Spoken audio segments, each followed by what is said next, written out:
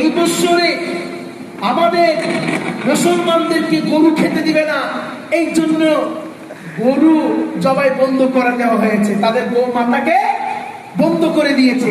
যাই হোক, আমরা গরুতে কুরবানি না করলে কি কুরবানি আদায় হবে না? ছাগলে কুরবানি আদায় হবে না? ছাগল করলে কি কুরবানি আদায় হবে না? তো হবে। আমরা কেউ গরু কিনবো না, আমরা ছাগলে কুরবানি দেব ইনশাআল্লাহ।